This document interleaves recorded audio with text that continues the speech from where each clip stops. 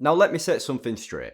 Whilst I love to encourage people to invest and I want to try and help as many people as possible achieve a strong financial future, not everybody should be investing. Unfortunately, it's quite common that people don't have the right building blocks in place to ensure that they're ready to invest, and it can often cost them a lot of money. So to tackle this problem, we're going to go through all of the things that we need to make sure that we're doing right before we start investing or even carry on investing. But before we do get to the crucial step that you must absolutely make sure that you're getting right before you start investing, we first need to take a step back and look at the bigger picture. Because ultimately, investing is just a small part of a much larger aspect of our lives, which is personal finance. More importantly, investing could be considered as one of the later or more developed parts of personal finance, meaning that a load of other factors need to fall in place before investing even makes sense. Investing is a forward-looking process. The money that we invest today is working towards providing us with a secure financial future. This opposes most other key areas of personal finance that actually focus on the present,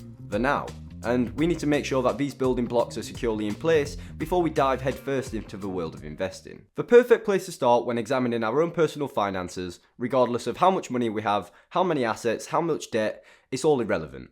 We need to know how much money we are saving. And there is nothing complicated about this one. It is simply our total income for each month subtracted by our total outgoings each month. This is the part of the video where I'd normally pull up some stats, showing you how much money you should be saving by what age and how much money you should be spending. But at the end of the day, none of that matters. These income or outgoing values are going to vary a lot from person to person, so don't get bogged down in comparing yourselves to other people. Different people have different backgrounds, jobs, education, responsibilities, ages, lifestyle. There is no one size fits all. The only detail that you need to focus on, and I mean it, the only detail, is making sure that this number is positive. Your monthly outgoings need to be less than your monthly income. There are of course two ways of doing this. Firstly, we can try to increase our income, perhaps through promotions at work, side hustles, or going back to education to try and learn new skills. Weirdly, this is the side that most people try to focus on. I mean, it does make sense. The more money you make, the more money you're going to save. But this is often the more difficult route. Alternatively, we can focus on decreasing our outgoings, which can often be done by making a few decisions and cutting off a few expenses. If you do struggle with this side of the equation, then budgeting or using apps that track your expenses could help. It is key that we examine all of our expenses, figure out where our money is going, figure out where we can cut back, and then make the changes. This is why I believe it is more important to focus on decreasing outgoings rather than increasing income, because increasing your income can take years of hard work, but decreasing your outgoings could take a few decisions and you can do it within a few weeks. Of course, you should not be investing if this number is negative, because you'll be chasing after returns to try and make it positive, which is absolutely not the purpose of investing. Remember, we have to get our financial lives in the present correct first, before we can start looking forward and investing towards the future. So, assuming that we've cracked the last stage and we're saving money each month and we're looking how to spend or save it, the next thing that we need to turn our attention to is debt, particularly high interest debt. Again, I'm not going to pull up some stats that are going to tell you how much debt you should or shouldn't have. But what I can tell you is that if you want to start investing, you need to start looking at debt from an investing perspective.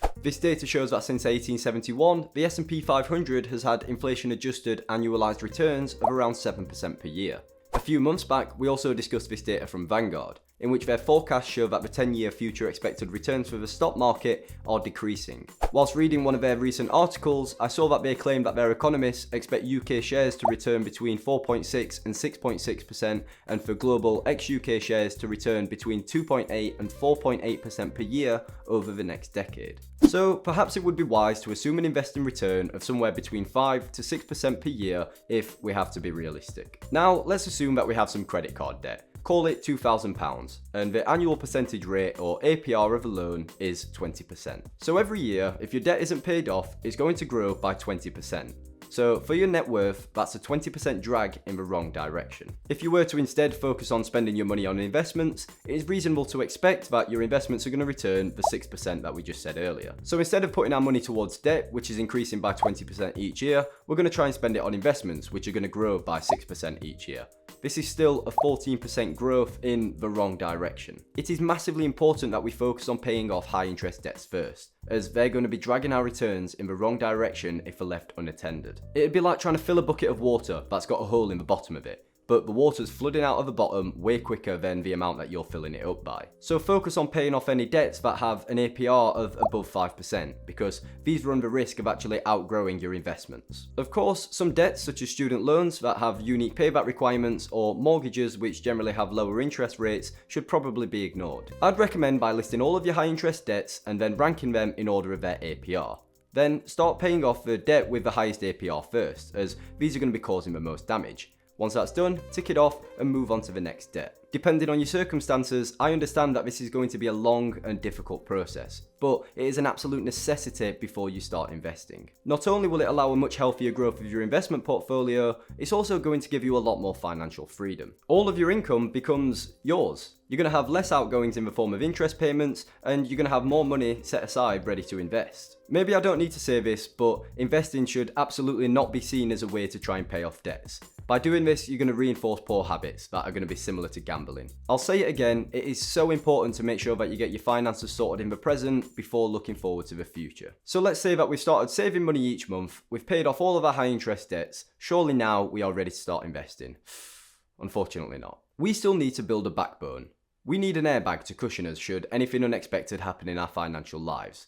We need an emergency fund. An emergency fund is essentially a pot of money that is to be used when unexpected one-off payments suddenly arise. Let's say you suddenly have a car breakdown, or there's a crucial home repair that needs to be made, or maybe there's an unexpected funeral cost that's come up. It is never a nice experience when these sorts of things pop up, but it's important to be ready for them when they do, which is why we need an emergency fund. The size of your emergency fund can vary, but most people recommend that you build up at least 3 to 6 months of your income just to give you a nice solid cushion. What most people don't realise is that emergency funds actually have multiple benefits, and they can actually improve the investing returns that you earn over the years. First of all, they improve your financial comfort.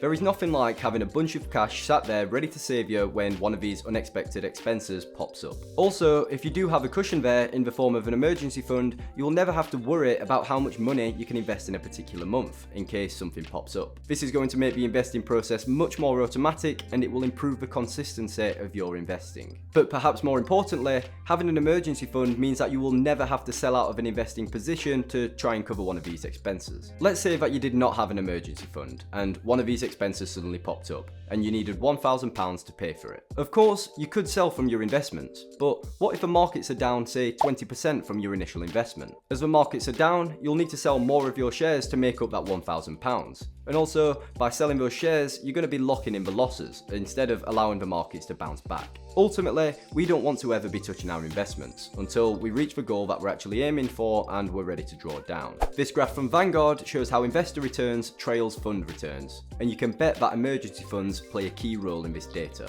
Randomly jumping in and out of our investments can hurt our returns. Having an emergency fund will reduce this risk. Building an emergency fund is usually the last step of the process, before you open an investing account and start investing. Or at least I once thought that it was. But there is one more absolutely crucial step that actually falls into the subsection of investing, rather than the broader term of personal finance. It is vital that before we throw any of our money into the markets, that we have a goal, a financial target, and that we understand the risks that need to be managed when working towards these goals. Because at the end of the day, we are all different, and whilst many of us want to invest, we're all going to be investing towards different things. Myself, I'm 23. I currently want to invest long term towards retirement, but I also have some shorter term savings for some other goals, such as buying a house. However, for somebody approaching retirement, perhaps they have already built up a portfolio, and now their goal is to preserve their wealth and provide income. Also, some investors, myself included, are pretty tolerant to risk. I think I'm going to be comfortable seeing my portfolio drop by 50% or so during a market crash, because I'm fairly confident that I won't panic and I'll stick with the plan. But for some people, this is a terrifying concept, and rightly so, I don't blame them. But we do need to understand that we need to build portfolios with this risk tolerance in mind. So on a basic level, we need to be considering our investment horizon, that is how long we want to invest for, and our tolerance to risk when building the right portfolio. Investors with a long investment horizon and a high tolerance to risk can probably afford to go all in 100% on equities. Maximum risk, maximum reward. But for investors with a shorter term investment horizon, let's say 5 years, perhaps can't afford to be smashed by a big market crash. So perhaps they should hold more fixed income in, say, a 60-40 portfolio. This idea is visualized well on the Vanguard Life Strategy description page, where they show their life strategy range matched up to a few different investing goals. The longer the goal, the more equities are recommended, and the higher the risk that is taken on. This relationship between risk and reward needs to be understood before we start investing. We can't have one without the other. Investing is risky, it's not a free game, so don't let the recent returns over the past 10 years or so deceive you into thinking that the markets always go up on an easy ride. This graph shows the all-time returns of the S&P 500. You can see that there have been some periods that have lasted over a decade with downward trending returns. It's not always a smooth ride. You should also understand that building the right portfolio for you is a personalised process, so don't go blindly following other people's portfolios because you may not fully understand their tolerance to risk or their investing goals. Also, building a portfolio is often more complex than just thinking about these basic factors, so it can often be worth paying for financial advice to make sure that your investing goals are clearly defined and that you can build the right portfolio to help you work towards those goals. One final little tip that I do just have to mention is, please, when you start investing, make sure that you are investing within a stocks and shares ISA. You can open one stocks and shares ISA within each tax year, and it allows you to invest up to £20,000 per year tax-free. You need to make sure that you take advantage of this as a UK investor, as paying tax on your investments is going to massively damage your returns, especially if your portfolios do end up growing to larger amounts in the future. Whilst it does seem that there is a lot to put right before you start investing, you should really take your time to make sure that you get all of these steps right, and don't try to take any shortcuts. I really do understand the temptation to start investing as soon as possible, but if you're not set up in the right way, it can really end up costing you a lot of money in the long run. Hopefully, you can use these tips to get you started on the right path, but if you think you've cracked them all already and just need some help with the investing side of things, then maybe this video here is for you, where we discuss how to get the maximum investing returns in 2022. And with that, make sure to subscribe to the channel for more content. Thanks for watching, and we'll see you next time.